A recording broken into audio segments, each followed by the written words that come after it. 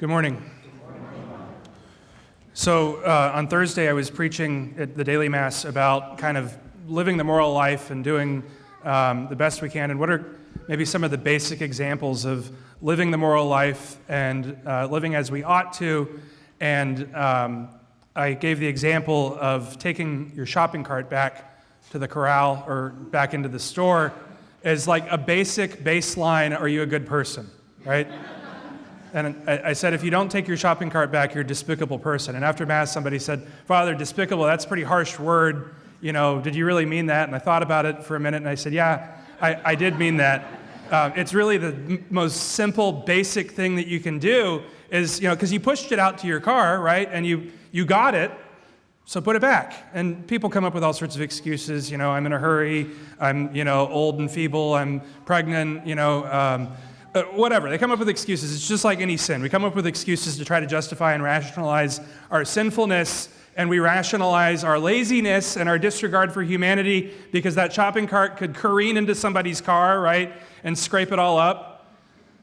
I said this at the 8 o'clock Mass, and afterwards somebody said, Father, you need to watch this YouTube channel called Cart Narcs. And so, sure enough, I went back up to the rectory and I watched Cart Narcs.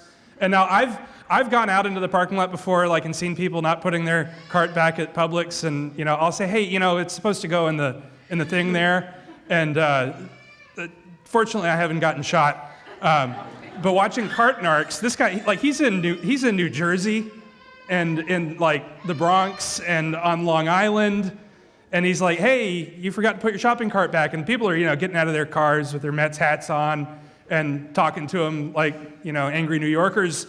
And it was kind of scary. And I thought, you know what, I don't know if I'm ever going to say anything to somebody again about not putting their shopping cart back. And it was interesting because he kept telling him, he's like, hey, look, if you would put as much effort into just taking your shopping cart back and putting it where it belongs as you have to getting out of your car and yelling at me and threatening to call the police on me and threatening to beat me up and threatening to do all sorts of unholy, unchristian things to me, it would have been a lot easier.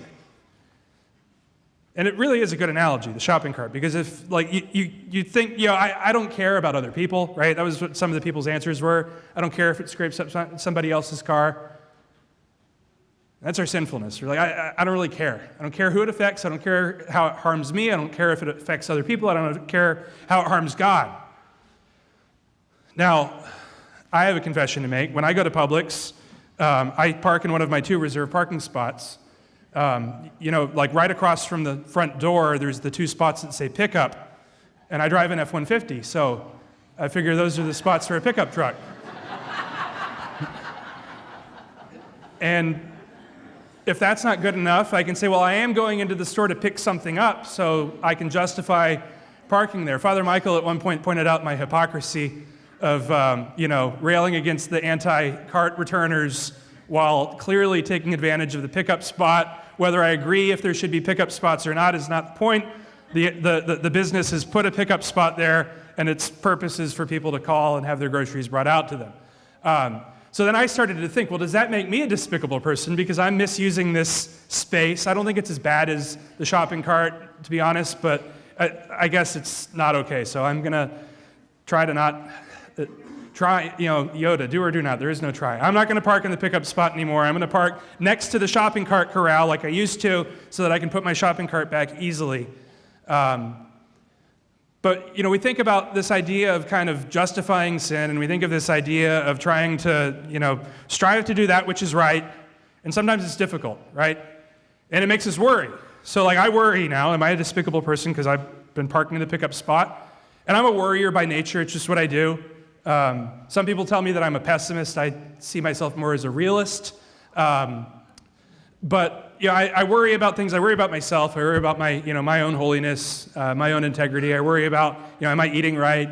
I worry about y'all. I worry about your holiness. I worry about your families. I worry about the society in which you live. I worry about the U-turn on Cedar Crest when someone's going to get in a car accident up there. I worry if the diocese will ever let us build our entrance. I worry if we're going to pay this building off. I worry about all sorts of things. I worry if my cats are going to get out, right? Every time I hear the door open, I'm like, I hope the cats don't escape. It's just this, like, some people worry a lot, some people worry a little. I don't think anybody doesn't worry at all. It's just natural that we have concerns, right? And we worry, and our worry is a way to try to fix things.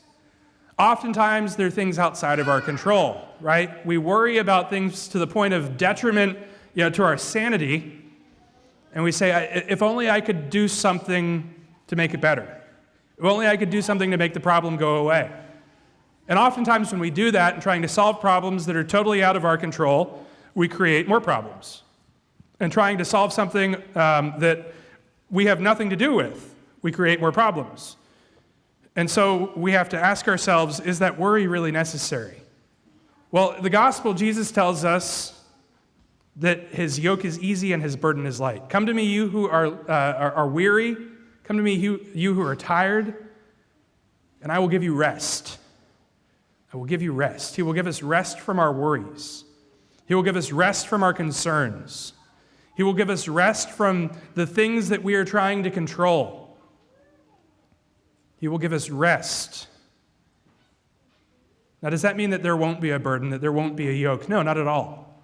What is a yoke? A yoke is the big wooden thing that you put on top of an ox so that it can pull a wagon, so that you can head out the Oregon Trail and make it to Washington. A yoke is made to transfer the weight of something onto that beast of burden so that it can pull it, right? And so Jesus is saying, you're going to have a yoke, right? But it's going to be easy. You're going to have a burden, but it's going to be light. Now, easy and light, those are relative words, right? Because I can say that, a 50-pound weight is light because I can lift much higher than that, so I'm told. Or we can say that, a burden is, it's burdensome by the very definition, right? By its very word, by its name. A burden is something that imposes upon us. But Jesus says, my burden is light.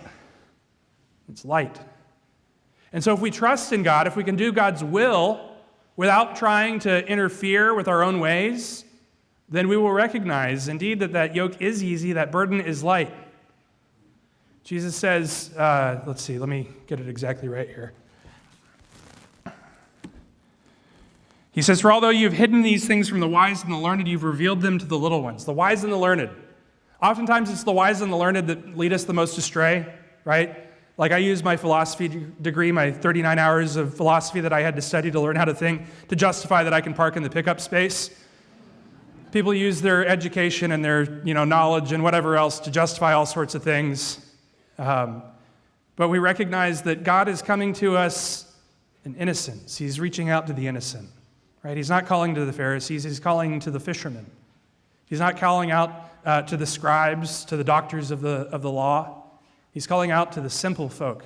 He's calling out to the people who desire to do his will. We live in a time in which there's a lot of confusion in our world, right? We live in a time in which there's all sorts of varying ideologies, and it seems like, well, if I can only think in a certain way, and if I can kind of do the mental gymnastics to get here, then it's okay. But we find ourselves burdened. We find ourselves put upon. We find ourselves overloaded with stress and with worry, burden. We look and we wonder whether there's confusion. We look within our own church, right? See confusion. We wonder, how come this priest and this bishop or this cardinal is saying that, right? Doesn't that go against what the church teaches? And we look and there's the German thing going on, and they're saying all sorts of things that are contrary to our faith. There's the universal synod that's happening in Rome, and we see some of the people being called, and wait, are they really going to talk about ordaining women? Are they going to talk about doing away with celibacy? Are they going to talk about redefining marriage? Are they going to talk about all these things that can't really be changed? Technically, celibacy can be changed, but it won't be. Are they going to talk about all of these things that just kind of go against what we believe? Is there going to be change? What's going to happen to the church, right? We worry unnecessarily because it's Jesus' church, right? It's not our church. Will there be suffering? Maybe. Will there be confusion? Maybe. Will there be a disappointment? Maybe. But there has been since the beginning. But Jesus founded the church upon St. Peter. He said, you are Peter, and upon this rock I will build my church, and the gates of the netherworld will never prevail against it. Never, no matter what. In fact, if we look to the great heresies of the church, Arianism, Nestorianism, Pelagianism, Lutheranism, they were all kind of pushed by priests. They were pushed by the wise and the learned, by Arius, by Nestorius, by Pelagius, by Luther. They were pushed by these, wise and learned men because they figured out, there's a greater, better way to understand God that makes it easier for us, that makes our lives easier. We kind of build God in our own image. We say, if only God and my faith can be understood in this way, then it'll be easier, and then I can save myself, which is Pelagianism. That's a heresy, thinking we don't need God, that we can just simply save ourselves with our own good works. We can save ourselves with our own actions. And so we see the wise and the learned oftentimes kind of push us in directions, and we say, I don't know about that. And sometimes it takes a long time for the church to circle back and to come around and, maybe like 50 or 100 years to say, oh, no, we don't believe that. We never believed that, and we didn't think we needed to say anything about it because we've always taught it that way. But in the meantime, there's confusion. In the meantime, there's worry. In the meantime, there's folks that are panicking. But we remember that the church is established by Jesus Christ because it is his church. It is guided by the Holy Spirit because it is his church. The Holy Spirit leads and inspires us so that we may do the will of God. And so Jesus calls to us. He says, come and follow me. Come after me. Take my yoke and my burden, right? Yeah, yoke and burden. And come after me and trust in me. That's difficult sometimes, right? To say I'm going to completely and fully put my trust in the Lord. Maybe I'll put like 90% of my trust in God. Maybe 95, maybe even 99. But for all of us, there's probably something that we're holding on to and saying, you know what, I'm not going to give that to God, right? Whether it's our sinfulness, our brokenness, whether it's our family, whether it's our money, whether it's our career, our school. And we worry about it, right? We worry about it. I worry about the families that worry more for their children about their academics and their sports than they do about their salvation. Now, I know you don't like it when I talk about sports, and I'm not necessarily talking to any of you. I'm talking to the people that aren't here, or the people that are only here once every 3 or 4 weeks. We should all be worried about that, right? We should all be worried that others come to know God, but how can we alleviate that worry? By doing his will, by proclaiming his gospel, by living as his disciples, by striving to be holy, by setting aside those things that prevent us from being holy, by giving to God those things that we're holding on to that we think we will fix, by giving over to God those things that we think we can control, by giving over to God all of those little things that prevent us from loving him better. Come to me, you who are tired, you who are weary, you who are burdened. I will give you rest. Rest not in the sense of the world, right, where rest is, sitting on the couch for hours watching TV or YouTube or playing video games or whatever. But rest in the sense that God is restoring us. God is giving us life. God is filling us up. All of us have concerns. All of us have worries. All of us have burdens. Some much greater, larger worries, right? Due to sickness or health, due to fear for making enough money to provide for one's family, fear for our children or our family. All of us have those fears and worries, but ultimately we recognize that only God can give us that rest. Only God can give us that comfort. And so maybe we should try to be more conscientious of that in our lives as we're thinking and we're worry. What can I do about it? What can I do about it? I can entrust it to God. Now that's easy to say, right? Difficult to do. How do I do it? Do I just say it? God, I give this to you. I give you this worry or this concern. In prayer, right? Sometimes through sacrifice, through penance, through doing something that's difficult. Maybe it's coming during the week to come and pray in the church, whether it's when we have exposition of the Blessed Sacrament or just when you have time to come in and to sit and to pray in the presence of God, to listen for his voice. As St. John Vianney says, when he prays, he sits in the church and he looks at the crucifix and says, I look at him and he looks at me. Don't necessarily have to do anything. but simply to be in the presence of God. And knowing that when we are in the presence of God, we have nothing to fear.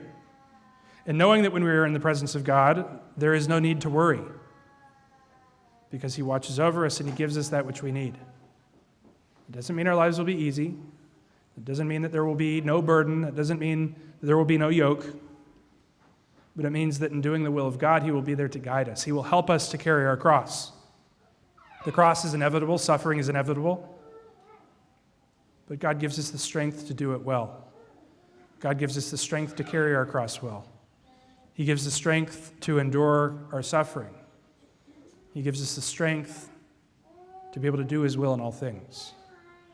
So as we reflect on the fact that God calls each and every one of us to holiness, as we reflect on the fact that he calls us to live as his disciples, let us recognize that he gives us all that we need to follow after him. He assists us in carrying our cross, for his yoke is easy and his burden is light.